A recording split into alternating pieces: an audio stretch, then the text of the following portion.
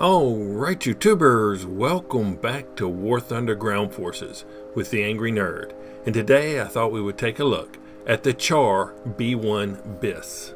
But before we get started, I'd like to bring your attention to the camouflage pattern that's on this vehicle. It was created by WT Runner, and I will leave a link in the video description to his live warthunder.com profile so that you can find this and many other wonderful things he's created. So the Char B1 was a French heavy tank manufactured before and used during the Second World War.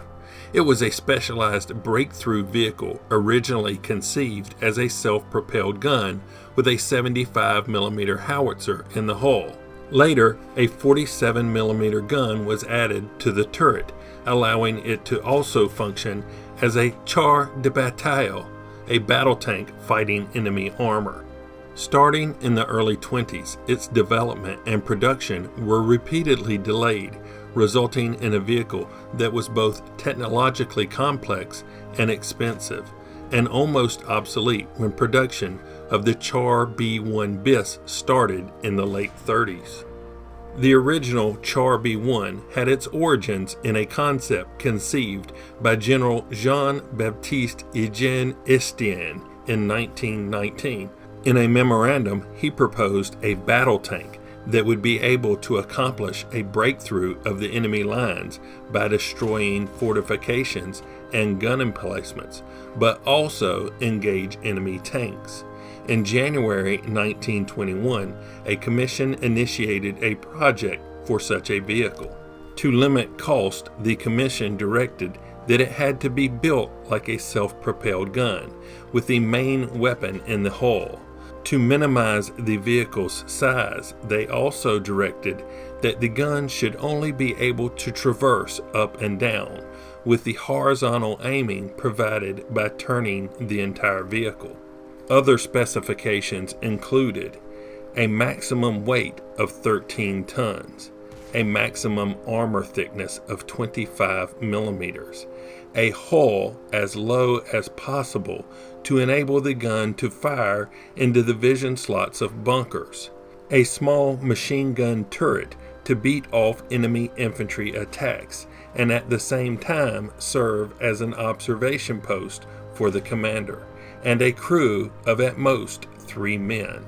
2 versions were to be built, one a close support tank armed with a 75mm howitzer, and the other an anti-tank vehicle armed with a 47mm gun instead. Numerous manufacturers were very interested in the project, and in the past this had led to non-constructive rivalries. Jean Estienne used his position as Inspector General of Tanks to enforce the so-called Estienne Accord on the industries, ordering them to reach a mutual understanding free from any spirit of industrial competition. To join the accord, they had to agree beforehand to relinquish any patents to the Army, which would be free to combine all projects into a single type. In exchange, the industry was promised very large orders of no less than 1,000 vehicles. Under these conditions, 4 projects were started in 1921. 2 by a cooperation between Renault and Schneider, 1 by FAMH, and 1 by FCM. On May 13, 1924, the 4 prototypes were presented, tested, and compared. In March 1925, Estienne decided to base the general form and mechanical parts on the SRB, one of the prototypes submitted from the cooperation between Renault and Schneider. It was to be fitted with the 75mm gun, a Holt track to be developed by FCM, and the FAMH suspension, which would later be discarded. Estienne also had some other special requirements. A track tension wheel was to be fitted adjustable from the inside, and there was to be a small gangway from the fighting compartment to the engine compartment to increase engine accessibility. And last but not least, the front armor was to be increased to 40 millimeters. In November 1925, Renault was given the order to build a wooden mock-up that was finished in early 1926. On January 27, 1926, it was decided to build 3 prototypes, the first to be delivered by Renault and the other 2 to be delivered by FCM and FAHM. That same year, Plan 1926 redefined the concept of the Char B1. There would be greater emphasis on infantry support, implying that the anti-tank capability was secondary and no armor increase was necessary. The weight was to be limited to 22 tons and the speed might be as low as 15 kilometers per hour. However, a radio would have to be fitted to better direct and coordinate its actions. Therefore, a 4th crew member was needed. On 18 March 1927, the contracts for 3 more prototypes were signed. The prototypes were again extensively altered to meet more changes in the specifications. On 6 April 1934, the first order was made for 7 Char B1 tanks. The B1 refers to the fact that there were simultaneous projects to develop improved types, the Char B2, B3, and BB. The Char B1 was manufactured by several firms: Renault 182, AMX 47, FCM 72, FAMH 70, and Schneider 32. Although Renault was the main producer, its official name was not Renault B1 as often erroneously given, because Renault had not exclusively designed the tank. It was a very expensive tank to build. Its per unit cost was about 1.5 million French francs. The outer appearance of the Char B1 reflected the fact that its development started in the 20s. It still had large tracks going around the entire hull and large armor plates protecting the suspension. It also had no welded or cast hull armor. It was a specialized offensive weapon, a breakthrough tank optimized for punching a hole through strong defensive entrenchments, so it was designed with good trench crossing capabilities. The French army thought that dislodging the enemy from a key front sector would decide a campaign, and it prided itself on being the only army in the world having sufficient numbers of adequately protected heavy tanks. The exploitation phase of a battle was seen as a secondary objective and best carried out by controlled and methodical movement to ensure superiority in numbers. Because of this, the mobility of heavy tanks was of secondary concern. But what became more important than the Char B1's limitations in tactical mobility was its limitations in strategic mobility. Its limited range resulted in the need to refuel very often, limiting its operational capabilities. Because of this, they were not very effective as a mobile reserve and thus lacked strategic flexibility. In the early 1930s, it became obvious that the Char B1 would also have to defeat counterattacking enemy armor, but it was too late for a complete redesign. The solution was to add the standard APX-1 one-man turret. Today, this is typically seen as one of their greatest flaws. The commander, alone in the turret, not only had to command the tank, but also had to aim, load, and fire the gun. If he was a unit leader, he had to command his other tanks as well. This was in contrast with other nations like Germany, Britain, and to a lesser extent the Soviet Union, whose policy was to use 2 or 3-man turret crews, in which these duties were divided amongst several men. They felt that the commander would otherwise be overtasked and unable to perform any of his roles well. Whether this made the Char B1 less formidable in actual combat is a matter of opinion, but in 1940 the vast majority of Char B1 combat losses were inflicted by German artillery and anti-tank guns. In direct engagements with German tanks, the Char B1 usually fared better.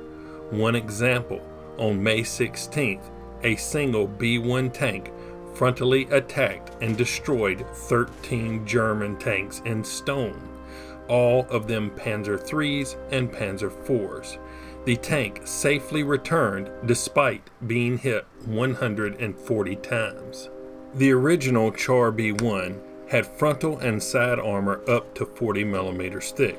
The vehicle had a fully traversing APX-1 turret with a 47 millimeter L27.6 SA-34 gun. This had poor anti-tank capability. In addition, it was armed with the 75 millimeter ABS 1929 SA-35 gun mounted in the right-hand side of the hull front, and 2 7.5 millimeter machine guns. All vehicles had the ER-53 radio telegraph set, which used Morse code only. It had a 250 horsepower engine. Each tank had its own team of 3 mechanics. The suspension was very complex with 16 road wheels per side. It had a maximum speed of 28 kilometers per hour and a weight of 28 tons. The range was about 200 kilometers. A total of 34 vehicles were built from December 1935 until July 1937. They had series numbers 102 to 135. Chassis number 101 was kept apart to build the Char B1 tier prototype. The Char B1 bis was an upgraded variant with thicker armor, 60 millimeters at its maximum, 55 millimeters on the sides. It had an APX-4 turret with a longer barreled L32 47 millimeter SA-35 gun to give the tank a real anti-tank capacity. It was the main production type from April 1937 until June 1940. The Char B1 bis had a top speed of 25 kilometers per hour or 16 miles per hour, provided by a 307 brake horsepower petrol engine. The first batch of 35 Char B1 bises used the original engine, but from 1938 to May 1940, they were slowly re-equipped. Its weight was about 31.5 tons. The operational range was about 180 kilometers or 110 miles, which was similar to other tanks of the period. At 20 kilometers per hour or 12 miles per hour, it could run for 6 hours. At first, to improve its range, trailers with an 800-liter auxiliary fuel tank were towed, but this practice was soon abandoned. Instead, Char B1 units included a large number of fuel trucks and armored track refueling vehicles, specially designed to refuel them quickly. The last tanks to be produced in June had an extra internal fuel tank. To cool the more powerful engine, the Char B1 bis had the air intake on the left side enlarged. During its production run, it was slowly improved. In 1940, another change was made when the ER-53 radio was replaced by the ER-51, which allowed spoken wireless communication. A number of Char B1s, about 161, were captured by the Germans during the fall of France. Some of these were later modified into at least 4 different variants and used throughout the war. One is on display at the Bovington Tank Museum, and I will leave a link to their Tank Chats video down in the video description so that you can get some information on the Char B1 BIS from an actual tank expert. Now in War Thunder Arcade, the B1 BIS is a rank 2 heavy tank with a battle rating of 2.3. It has a 488 horsepower engine propelling the 32-ton vehicle to a top speed of 18.5 miles per hour. It comes equipped with the 75mm SA-35 L17 cannon and the 47mm SA-35 L32 cannon. The recommended ammo load for this vehicle is not yet listed. Now I have it assigned to an expert crew with a crew level of 150, which gives me a reload of 8 seconds. With a premium account, it has an XP reward of 224% and a silver line reward of 75%. So what do I think of the Char B1 BIS here in War Thunder? Well, I was actually kind of disappointed in this vehicle. I found the 75mm cannon really hard to use since it doesn't traverse left and right, and so I basically don't use it. I rely mostly on the 47mm gun. It has good armor, and if you're top tier, it works really good at bouncing a lot of shells and you can duke it out. But if you get up tiered, you're going to start facing some vehicles that can penetrate that 60mm of armor. That being said, why don't we hop into a game, see what I was able to do with the Char B1 BIS. Here we go. Alright, looks like we picked up Ash River and we are in the northwest corner of the map. So, I mean, I'm not the quickest vehicle on the team, so I don't think I can run to a great position quick. But we'll see what we can do.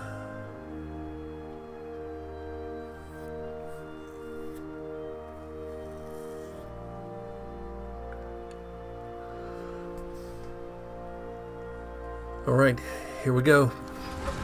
And we're facing the wrong way. I was hoping to go up the road, so instead of trying to turn all the way around, I'm just going to come down here to the right.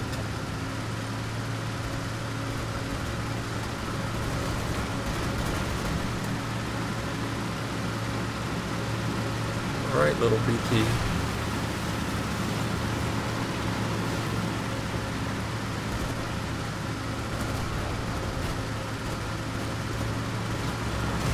Dude!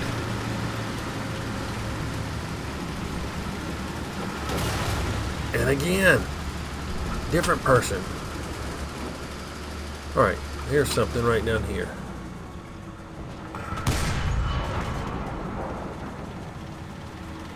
Let's see if we can use the 75.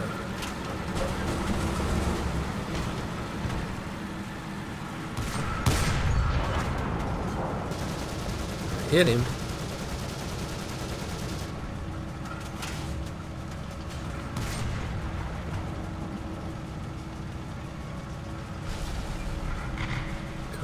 Come out, wherever you are.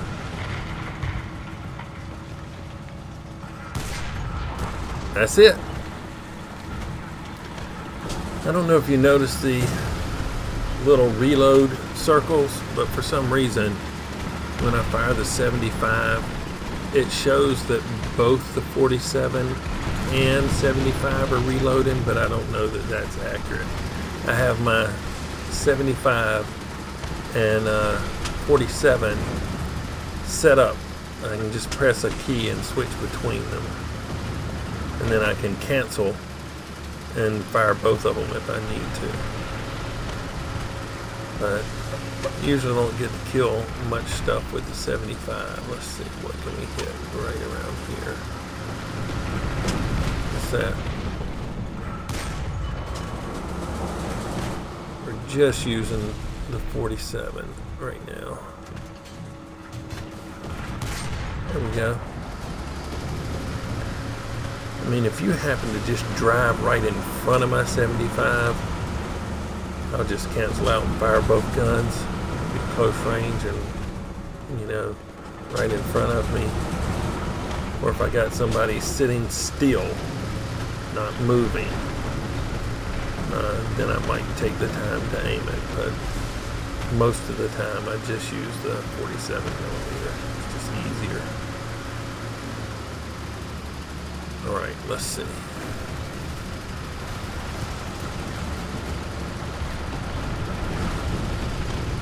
If I don't get popped in the side, I might be able to make it over here to this B cap. Need to be careful.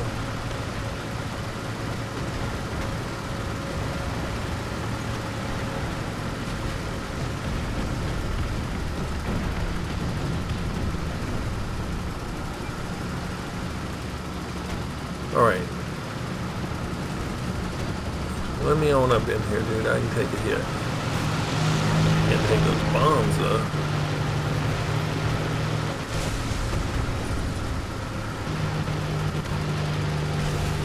Alright, what do we got? What do we got?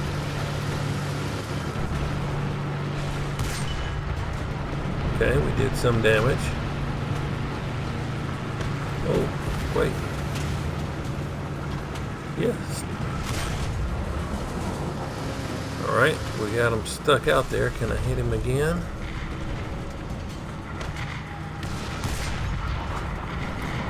Okay, loader. 8 seconds is really long. But we are in a good position there, so we were able to pull that off. Uh-oh, I hear bombs. I don't know where they are.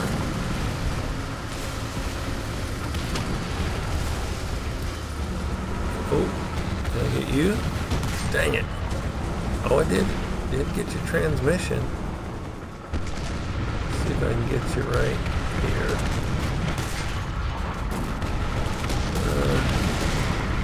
Come down just a little bit. And he moved out of the way, so.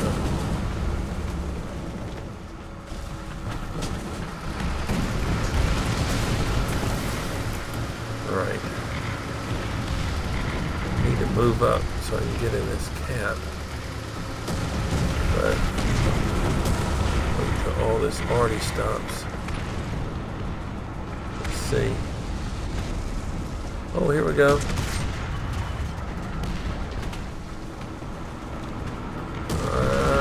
He's gonna get away. More bombs. Oh, there we go. Let's see if we can get his driver and keep him stuck here.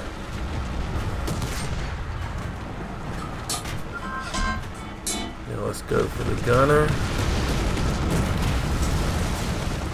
There we go.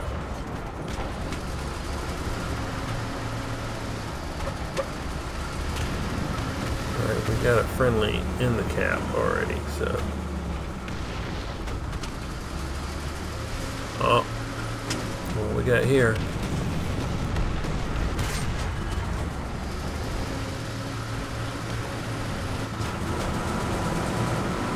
A couple of tanks over here.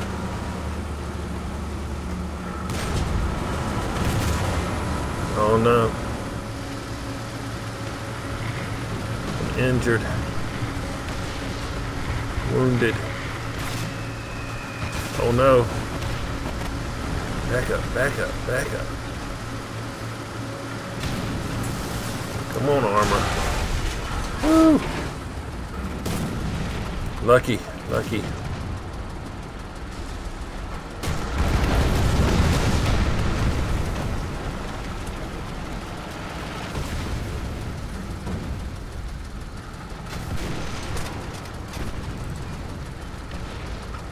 Okay, what is this right here?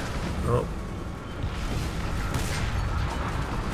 And this, I need to turn my vehicle. Won't you shoot me, dude? Reload.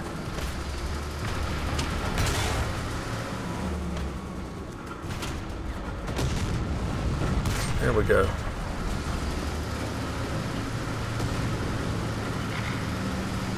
Alright.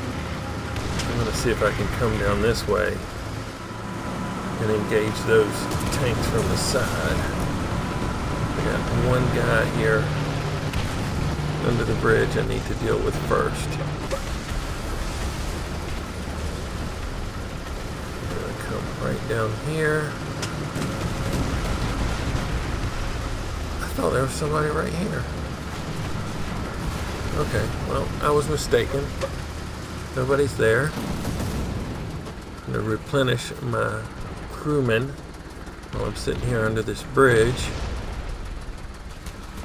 Help protect me from artillery and aircraft strikes.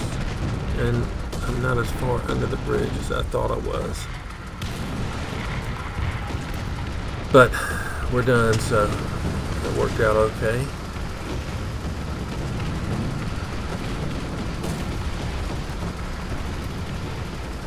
Now then, let's see what we can engage right around here. Somebody right over here. Okay, we got a good hit on him. He's got one more guy, like a driver or assistant machine gunner or something in the front. And I missed him. He's on the far side.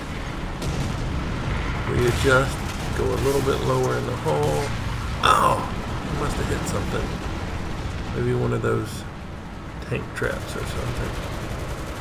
So let's try it. There we go. What was that? This reload is so long. Okay, that was a good hit. But we didn't stop him, so he got away. Somebody up and to my right.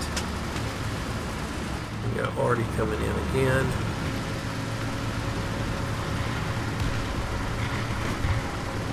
It's a whole row up there. He is just waiting to pop me. So, bam, there we go.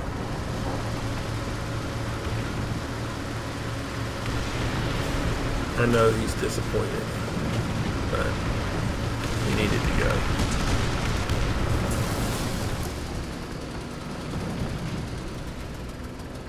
Oh, here we go. Is that the Panzer II again? Dang it.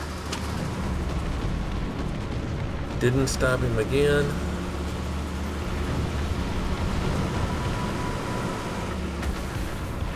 Okay, he's hiding behind that rock. Who just shot me?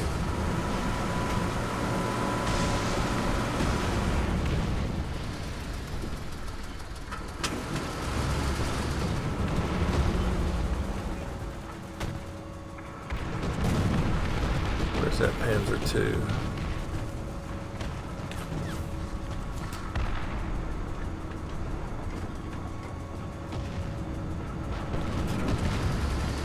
Oh, here he comes. Get off me, dude.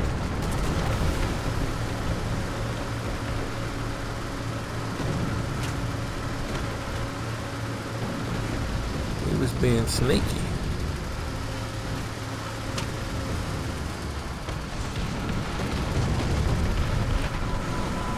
Alright, what do we got over here?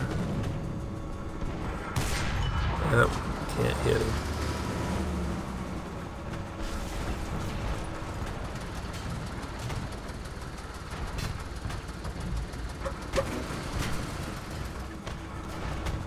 Let's see.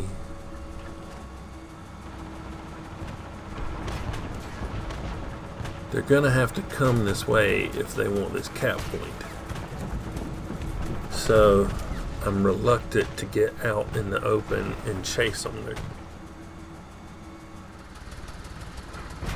But I would like to get one or two more kills.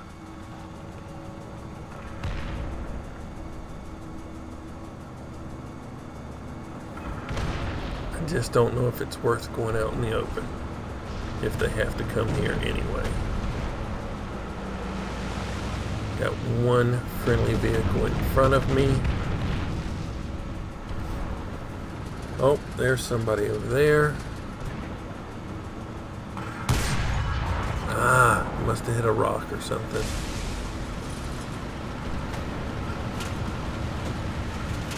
Okay, got no shot on him.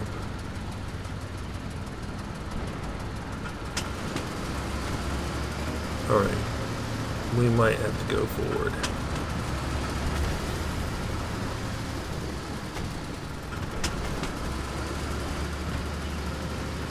Yep, here we go.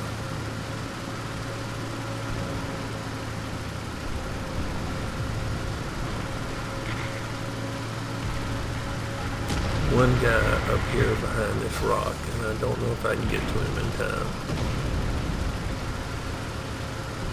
But they weren't pushing toward the cap, so we'll see. It just fired from right here. I got a good hit on him, but didn't kill him. Okay, reload, reload, reload. Oh, dang it. Nope, I didn't know which crew member was still alive, so I missed out on that kill. But we didn't do too bad for a vehicle that I don't really like all that much. So, alright, assist, streak, adamant, and professional.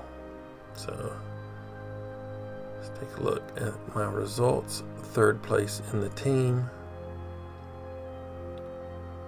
That's my XP and credits. So my premium bonus. We destroyed 8 vehicles. So my battle activity, player statistics, 8. This guy had 12 up above me here, so he was doing pretty good.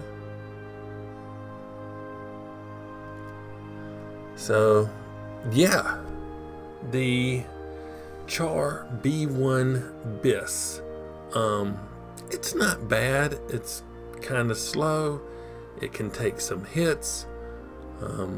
I mainly just use the 47mm. The 75 is really hard to use, especially if vehicles are moving around, because it doesn't traverse left and right, and you have to be kind of touchy with your movements to get it lined up. In history, it was mainly used to destroy fortifications and bunkers and things like that that weren't gonna, get up and move out of your way. And the 47mm was for your anti-tank engagements. So yeah, if you've liked this look at the Char B1 bis, hit that like button. If you didn't, don't. Subscribe if you would. But as always, thanks for watching. I really appreciate it. Nerd out.